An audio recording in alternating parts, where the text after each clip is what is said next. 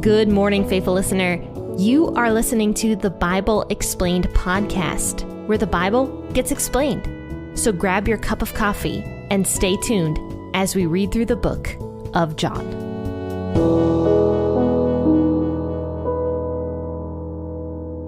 Hello, faithful listeners. Happy Tuesday. Hope you're having a great start to your new week already, and that you had a good Monday and a good weekend, nice restful weekend.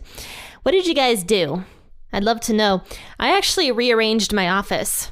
If you guys caught something I said last week, I mentioned how the way my office was set up before, I actually had a toilet behind me because there is in fact a bathroom in my office, which is wonderful. But anytime that I was going to go do a YouTube video or had any kind of like call I had to make on Zoom, there'd be a toilet behind me. And I'm like, okay, there can't be a toilet behind me when I am, meeting with somebody over Zoom. So I rearranged my office this weekend with the help of my big, strong husband, who basically just did it himself while I watched him and facilitated. And I hate to admit that, but that's basically what happened because my desk is rather heavy. But anyway, I rearranged my office, and now I have a wall behind me instead of a toilet, which is great. But of course, now I'm staring at the toilet. I can see the toilet from here, but that's okay. I'd rather be the one that looks at the toilet rather than you guys. But all right, let's go ahead and talk about John chapter 5 today, verses 1 through 15. Don't forget that you can contact me with any kind of prayer requests that you have. And also, if you want to introduce yourself, tell me where you're from, tell me what the weather's like where you're at, tell me how you started listening to the podcast. And feel free to contact me. You'll find all that information in the bio of the podcast episode. And another way you can keep into contact with me and with P40 Ministries is through the emails. So if you go over to my website, p40ministries.com, and subscribe to the email list, you'll get 2 free chapters of one of my recent books, Out of the Mire, in your inbox. So that's my gift to you. And also on top of that, you are signed up for the emails at that point. And I do email you guys every once in a while with information, with downloadable content and other news and deals or whatever that is going on with P40 Ministries. But for those of you who are new, if you're curious what P40 Ministries is, it is the ministry behind this podcast. So P40 Ministries sponsors this podcast, the Bible Explained podcast.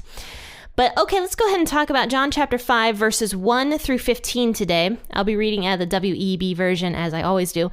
Please feel free to grab your version of the Bible, whatever that version is, and also your cup of coffee or your cup of tea. And let's jump into the reading of God's word. After these things, there was a feast of the Jews, and Jesus went up to Jerusalem. Now in Jerusalem by the sheep gate, there is a pool, which is in Hebrew called Bethesda, having 5 porches. In these lay a great multitude of those who were sick, blind, lame, or paralyzed, waiting for the moving of the water. For an angel went down at certain times into the pool and stirred up the water. Whoever stepped in first after the stirring of the water was healed of whatever disease he had. A certain man was there who had been sick for 38 years. When Jesus saw him lying there and knew that he had been sick for a long time, he asked him, "Do you want to be made well?" The sick man answered him, "Sir, I have no one to put me in the pool when the water is stirred up, but while I am coming, another steps down before me." Jesus said to him, "Arise, take up your mat and walk." Immediately the man was made well, and took up his mat and walked. Now it was the Sabbath on that day, so the Jews said to him who was cured, "It's the Sabbath, it is not lawful for you to carry the mat." He answered them, "He who made me well said to me, 'Take up your mat and walk.'" Then they asked him, "Who is the man that said to you, 'Take up your mat and walk'?" But he who was healed didn't know who it was, for Jesus had withdrawn, a crowd being in the place. Afterward, Jesus found him in the temple and said to him, "Behold, you are made well. Sin no more, so that nothing worse happens to you." The man went away and told the Jews that it was Jesus who had made him well. If you guys attended Sunday school, chances are you've heard this story before. But one thing I noticed that has been really left out of the Sunday school teachings is the fact that this guy that was healed, went and started Jesus's persecution. Like, that's not mentioned in the typical like Sunday school story. Usually what is talked about is like the pool of Bethesda and the lame man and Jesus healing the lame man. But it's very interesting that this was the start right here. This miracle was the start of Jesus's persecution. Because actually, if you read in verse 16, which is the verse after everything I read, it says, "For this cause the Jews persecuted Jesus and sought to kill him because he did these things on the Sabbath." So yeah, this is the start of Jesus's persecution of the Jewish leaders, was because of this guy. So let's see what happens. Like, why did this guy start Jesus's persecution? So let's talk about this. I think this will be interesting. Now, the first thing I really noticed about this story that was interesting to me is this pool of Bethesda. So this made me look up what this pool of Bethesda was. But in John chapter 5, what we just read, the pool of Bethesda is described as having 5 porches. So 5 like sides, basically. And it was really funny because I looked this up and I found out that up until recently, when this area was like excavated and the pool of Bethesda, I suppose, was like found again, people believed that this was historically incorrect, that there's no way that this pool could have like 5 sides because nothing had 5 sides like back in Jesus's day or whatever. But it turns out that the pool of Bethesda did in fact have 5 sides because they've found the pool. And I really enjoy that. So that's another piece of biblical history that came true, I suppose. So I found that rather interesting. But whether or not this pool actually healed people is a mystery. We're not really sure about the Bethesda pool healing anybody. However, John describes the pool of Bethesda as an angel would go down at like certain times into the pool and stir up the water. So the water would like move around. And then at that point, the pool would be like ready to heal somebody, I suppose. And the first person that stepped down into this Bethesda pool was healed. So it could be that this was a medicinal pool because that was pretty common back in this time period with Romans. But it could also be that at one point in time, God had miraculously healed somebody through this pool. And it almost became like a legend that this pool could heal people. Of course, forgetting about God's power through all of that. But it could also just be just a wives' tale or a legend or something. Or perhaps God really was healing people through this pool, but we don't have a lot of evidence of that. So I don't know. We don't really know a lot about the healing of the Bethesda pool. But we do know that the Bethesda pool existed. And yeah, it does in fact have 5 sides. But anyway, the idea at this time period was that an angel, in verse 4, would go down at certain times into the pool and stir up the water. Now, this could be during the feasts, because actually in verse 1, it says that Jesus is returning to Jerusalem because of one of the feasts. And if you guys tune into my Old Testament episodes, I actually just talked about that. That was one of the rules that God put in place early on, and we just talked about it in Deuteronomy, where the men were required to go to Jerusalem 3 times a year in order to celebrate the feasts. And Jesus did that. He followed the law to a T with everything that he did. And he did, in fact, go to Jerusalem during the times of the feasts. We don't know what feast this was because there were 3 that men were supposed to attend. Now, women didn't have to attend. I should mention that. It was not required for the women to go. It was, in fact, required for the men to go. And I would guess that the reason for that was because women typically stayed home more and took care of the kids. So they were, of course, were not required to go because they had pressing matters at home. But because Jesus was a man, he went to the feasts. But we don't know what feast this was. And we don't really know what time period this was. But we do know that there was approximately 3 or 4 Passovers that happened during Jesus's ministry. So it could have been the Passover feast again. We don't know. But anyway, Jesus goes into Jerusalem near the pool of Bethesda for the feast. And there was a multitude of a bunch of people that were sick, blind, lame, paralyzed, whatever, waiting there at the pool of Bethesda for the water to move around. So when the water started to move around, that was when the first person who entered the pool would allegedly or factually, I don't know, be healed. And that's something I actually want you guys to note, is that there were multitudes of sick people there, but yet Jesus picked out one man to heal. And that was my next question while reading this. I'm like, why did Jesus pick this one man? What was special about this one guy? And as I was reading through this, I don't think there was anything particularly special about this guy for Jesus to pick him. In fact, I almost wonder if that's actually the reason why Jesus chose him, I suppose, is to show that there was nothing special about this guy. Because what does he end up doing at the very end? He caves to fear and he goes and starts the persecution of Jesus. So I just wonder, like, what made Jesus choose this man? And we don't have an answer to that. But perhaps it's because Jesus loves everybody. He knows everybody inside and out. He knew this man was going to go tell on him, I suppose, tattle on him. But yet he chose to heal this guy anyway. And I think that that's just showing Jesus's mercy towards people. That he loves everybody regardless of their failings. I mean, the reason Jesus came down to earth in the first place was because of our failings. So yeah, he loves everybody, regardless of failings. I don't know. I don't know why he chose this particular man to heal. But it could also be the fact that this crippled man had enough faith to be healed. You can have faith and be a sinner at the same time. I mean, that's a given because we're all sinners. So, I mean, maybe this guy truly did have the most faith, but then his faith in God kind of like faltered later on in this story. I don't know. But anyway, it says in verse 6, when Jesus saw him lying there, he knew that he had been sick for a long time, because it said right before this that this guy had been sick for 38 years. So Jesus took compassion on this guy and knew he had been sick for a very, very long time. Perhaps this man was like despondent. Perhaps he was just utterly depressed and just hopeless. Maybe that's why Jesus chose him. So he goes up to this man and he asks him, "Do you want to be made well?" And the sick man answers him, "Sir, I don't have anybody to put me in the pool when the water's stirred up. Somebody gets there before I do, and then they're healed and I'm not." And it's funny because Jesus doesn't actually respond to that. Instead, he says to the man, "Arise, take up your mat and walk." And somehow this man has enough faith to do that.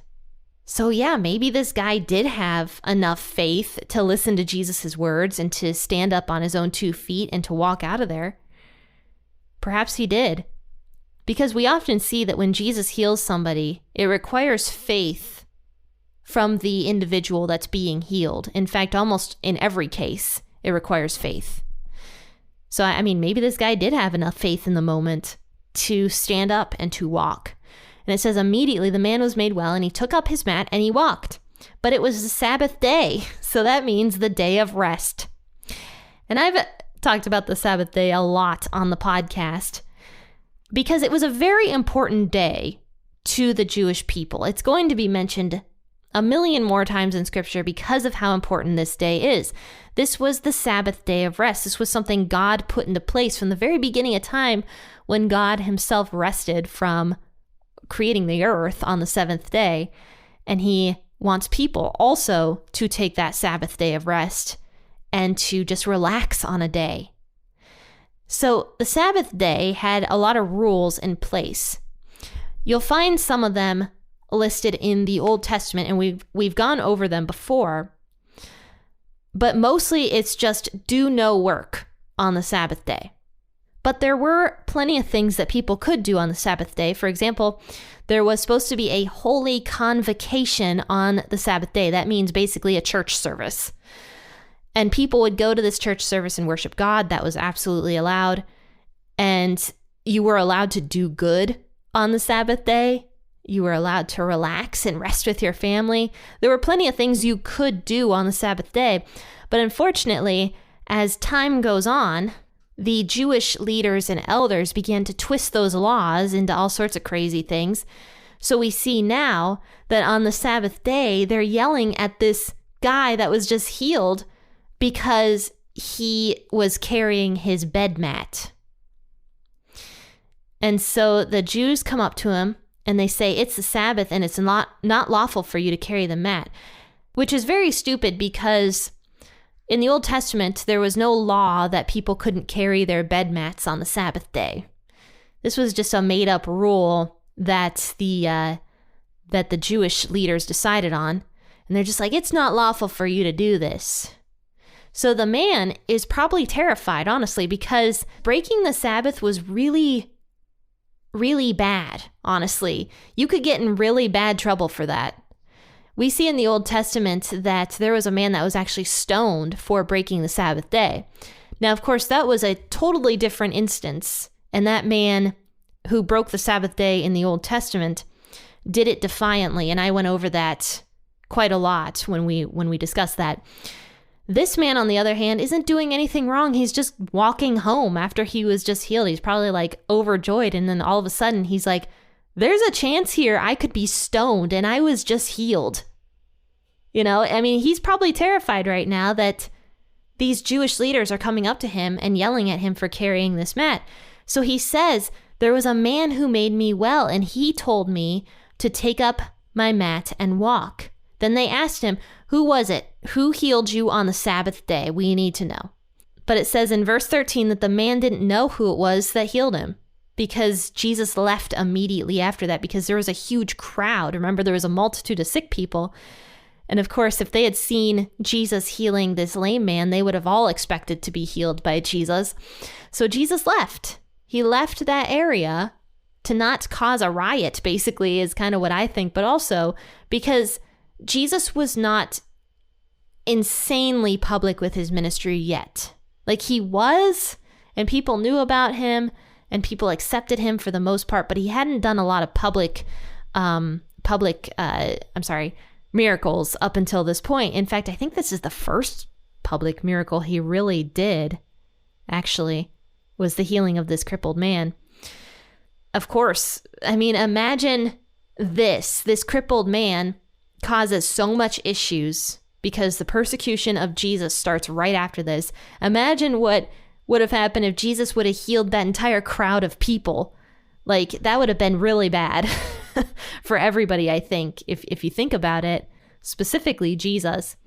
So Jesus left that area after he healed the crippled man. And so the crippled man didn't catch Jesus' name. He didn't know who had healed him. So he says, I don't know who healed me. And it says afterward, Jesus found him in the temple. So this is interesting. I don't know how much time has passed after this. It could have been the same day. It could have been a week later. I don't know. But Jesus went and found this man, went back specifically for this man to talk to him. And Jesus warns the man. He finds him in the temple, and Jesus warns him, behold, you are made well. Sin no more so that nothing worse happens to you.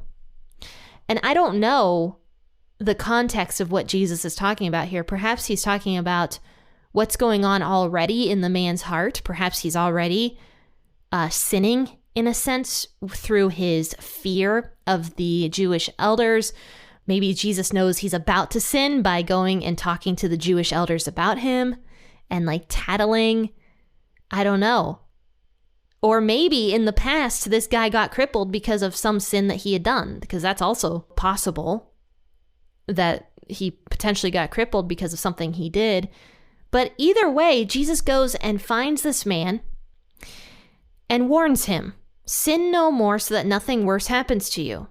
And to me, I in my opinion, I almost feel like this is Jesus warning the man to not go and do anything stupid, I suppose. But that's kind of what the man goes and does.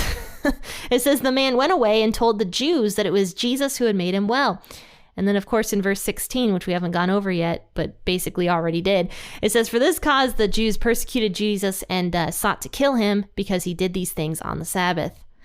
So, I mean, yeah, this crippled man, it doesn't seem like he has a lot of thankfulness in his heart for what Jesus had done for him.